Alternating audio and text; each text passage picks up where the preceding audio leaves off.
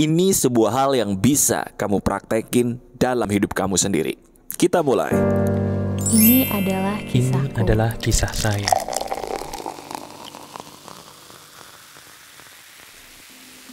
Halo teman-teman, apa kabar? Ada saya kembali, Aryan Surya, sahabat baik kamu dari Pagar Kehidupan. Benar, ada sebuah kisah di Kisah Quora di hari ini teman-teman yang paling enak. Karena apa? Ini kok bisa pas banget gitu ya dengan apa yang sedang saya alami bahkan. Betul. Jadi kalau kamu selama ini sering ketampar dengan orang lain, saya juga lagi ketampar di hari ini. Nah, ini menariknya nih. Kalau saya aja ketampar, bisa jadi kamu juga sebagai sahabat saya ketampar secara positif ya. Jadi sekarang coba relax aja. Apapun yang sedang kamu kerjakan, tetap kerjakan. Tapi coba dengerin deh. Bisa jadi apa yang saya katakan ini relate atau pas banget dengan hidup kamu. Kita mulai ya. Ada orang, dia bertanya di Quora begini teman-teman. Kenapa rezeki saya walaupun sudah banyak berbagi kepada orang lain tetap segini-segini aja? Pertanyaan itu sederhana ya. Sederhana banget. Tapi sekarang saya ingin menjabarkannya supaya lebih luas. Sebentar, maaf ya. Maaf banget nih sebelumnya. Kamu ngerasa nggak diri kamu merasakan sebuah hal yang sama? Mungkin diri kamu bukan masalah uang nih. Pengen ketemu jodoh ya. Udah ketemu belum? Belum? Pengen banget ketemu jodoh karena udah gak kuat sendirian? Oke, berarti ini pas buat kamu juga. Kalau diri kamu sedang ada permasalahan, baik dari segi keuangan ataupun jodoh, coba deh praktekin ini ya. Insya Allah seizin Tuhan, ini powerful banget. Gini, pertama, saya mau kasih tahu dulu langsung aja di bagian depan daging kehidupan yang ada di video ini. Dengerin baik-baik. Kamu harus tahu ya, rezeki kita itu bergantung dari satu hal.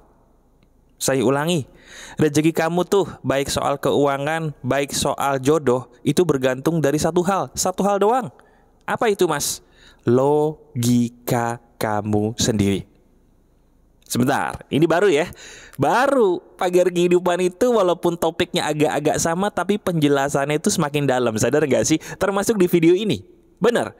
Yang menentukan jodoh kamu, yang menentukan luas atau sempitnya rezeki kamu, itu adalah izin Tuhan. Betul.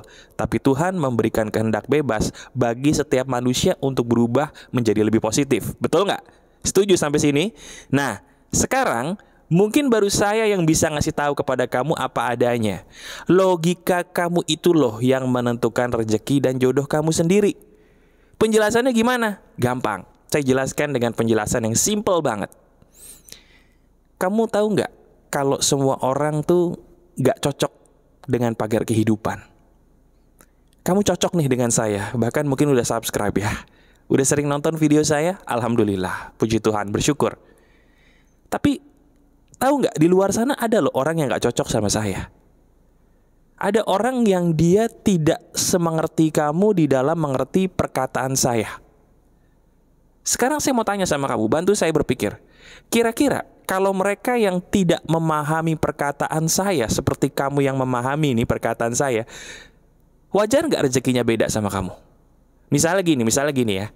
Saya kasih tahu kepada orang lain, bahkan kamu setuju gitu ya, kalau pasangan selingkuh tuh jangan dimaafin. Karena selingkuh adalah sebuah hal yang betul, berulang kembali. Setuju ya kita ya, udah ada buktinya. Nah, tapi kalau orang yang nggak mau dengerin, nggak mau paham karena nggak cocok sama saya, dia terus-menerus dengan pasangan yang selingkuhin dia terus. Kira-kira cintanya sebahagia kamu nggak? Enggak ya.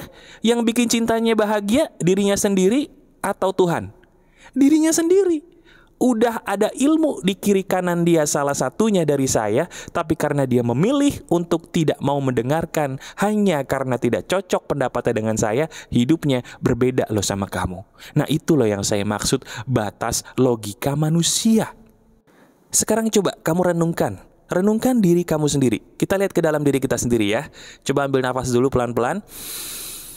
Hembuskan.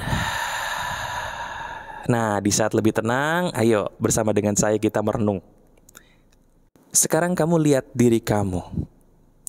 Diri kamu kan selama ini bekerja nih, bagus, alhamdulillah ya, puji Tuhan, bersyukur banget deh.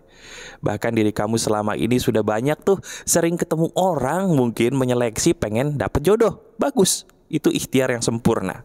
Tapi ada satu hal seperti ini yang lupa. Iya, ada satu hal sepertinya yang kamu lupa banget. Sadar nggak? Di otak kamu 1+1 tuh sama dengan 2. Benar. Saya bukannya sok tahu, kebanyakan di antara kita ketika merasa ada kekurangan uang ataupun jodoh, itu di otak kita pasti ada pikiran yang terlalu logis. Pikiran terlalu logis tuh kayak gini loh. Sesuatu hal yang namanya 1+1 harus sama dengan 2. Kalau nggak 2 salah tuh. Atau sama nih, sesuatu hal yang 2x2 harus sama dengan 4. Kalau nggak 4 salah, Mas. Akibatnya apa? Kamu melakukan hal-hal biasa yang dilakukan orang kan untuk jadi kaya. Kamu melakukan hal-hal biasa yang dilakukan orang kan untuk dapat jodoh. Padahal perlu digarisbawahi, dengerin. Tiap orang tuh punyanya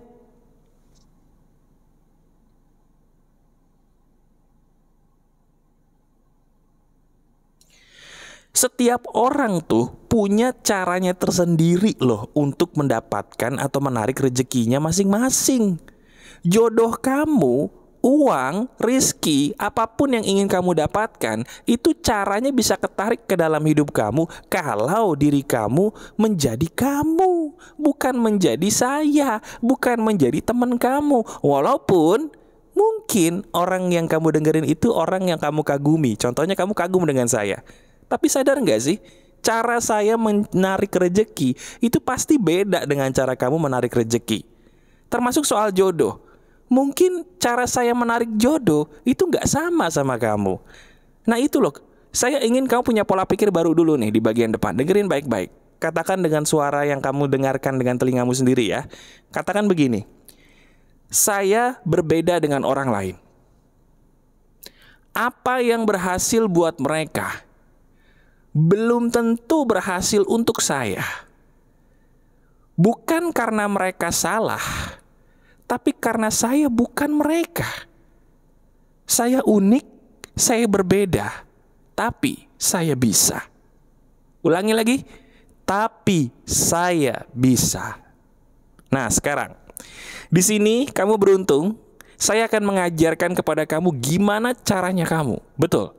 Setelah landasan teorinya sudah dapet, udah paham, baru sekarang saya kasih kamu bahan prakteknya. Gini teman-teman. Nomor 1, kalau kamu ingin mengetahui cara yang paling cocok buat kamu adalah dengan bersahabat, bahkan berpelukan dengan satu hal yang namanya kegagalan. Teman-teman, saya ulangi ya. Kegagalan itu bagi orang yang tidak mengerti adalah game over, kiamat, skakmat. Tapi bagi kamu sahabat pagar kehidupan yang udah pinter, coba dong sudut pandang kegagalannya diganti. Jadi apa mas? Kegagalan itu adalah pengumpulan data. Ulangi bersama saya, kegagalanmu itu bukan game over, bukan akhir dari segalanya, tapi itu semua adalah pengumpulan data-data yang kamu butuhkan. Maksudnya apa mas?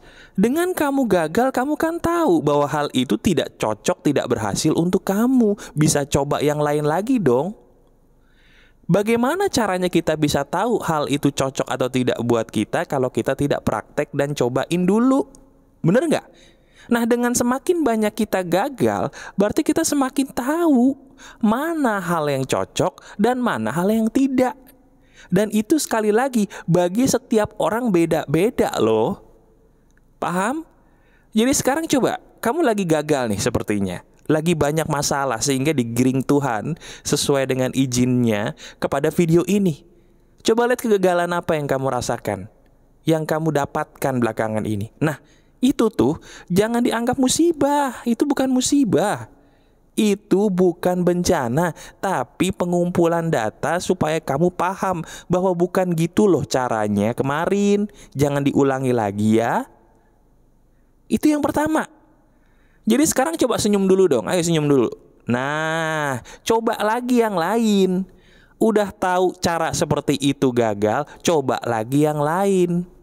Nah, pertanyaan berikutnya gini, Mas, tapi saya dari mana harus mengetahui saya harus ngelakuin apa, Mas? Saya nggak ada ide lagi nih. Kemarin udah saya coba mentok, habis itu saya nggak tahu harus ngapain. Nah, ini masuk yang kedua. Dan ini yang terakhir. Apa itu, Mas?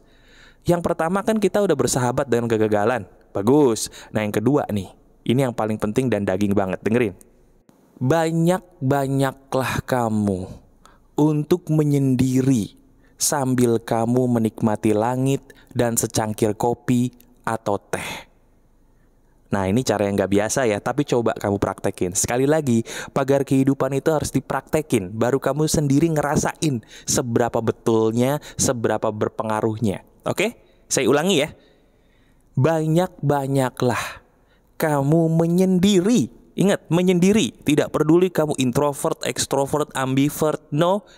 Banyak-banyaklah kamu menyendiri, tapi sambil melihat langit dan menikmati secangkir kopi, teh, ataupun coklat hangat. Intinya, saya ingin diri kamu itu menyadari bahwa jawabanmu ada loh di dalam diri kamu sendiri. Tapi petunjuk atau jawaban itu nggak bisa terdengar oleh batinmu karena selama ini kamu sibuk mendengarkan pendapat orang lain mulu. Ya nggak? Sibuk ngeliatin sosial media terus. Sibuk curhatin masalah kamu ke orang lain terus sampai orang lain ngasih pendapat yang bikin lama kamu tuh kayak makin lama bikin pusing gitu loh. Bener nggak? Coba inget-inget, kamu curhat sama teman masalah beres kagak? Kagak, Mas, bikin puyeng. Nah iya, kenapa bikin puyeng? Karena masing-masing teman ngasih pendapat yang berbeda-beda, makin puyeng dah. Nah sekarang coba, yuk praktekin sekarang nih. Kalau kamu dengerinnya pagi atau siang, kapanpun ya, coba ambil dulu secangkir kopi, teh, atau mungkin coklat. Kemudian kamu duduk deh di teras atau di kamar, buka jendela, lihat ke atas, lihat langit. Terus kamu nikmati tuh kesendirian kamu senikmat-nikmatnya. Nanti dari situ kamu akan mulai muncul ide-ide, misalnya, iya ya, coba deh nanti aku lakuin dengan cara A. Iya ya, coba deh nanti aku lakuin cara B untuk hal itu tuh yang tadi saya bilang gagal. Coba deh saya lakuin hal C. Nanti bakal banyak muncul ide-ide brilian yang tadinya nggak kamu tahu. Nah, ide itu kamu catat terus kamu praktekin. Lakukan ini berulang kali, teman-teman. Lakukan dua hal tadi berulang kali. Kamu tonton video ini pun berulang kali supaya kamu semakin paham. Lihat deh. Tiba-tiba kamu sudah mencapai titik di mana kamu berkata, wow, saya nggak nyangka loh, Mas, saya bisa di titik ini. Saya nggak nyangka loh, Mas, ternyata yang tadinya saya jauh di bawah tuh, sekarang saya bisa sampai puncak juga, Mas. Ternyata hidup itu sederhana ya, sederhana. Tapi sayangnya nggak semua orang berpendapat sama seperti kamu untuk berkata bahwa sebenarnya hidup itu sederhana loh. Paham ya? Alhamdulillah. Praktekin video ini. Kalau kamu suka, silakan klik jempol ke atasnya dan sebarkan link videonya kepada orang lain ya. Semakin banyak orang yang kamu tolong, semakin berkah juga buat hidup kamu. Karma baik itu ada loh. Yuk, saling tolong-menolong. Masih ada saya, Aryan Surya, sahabat baik kamu selalu dari pagar kehidupan. Tetap keep the spirit, keep sharing, and keep loving. Bye-bye.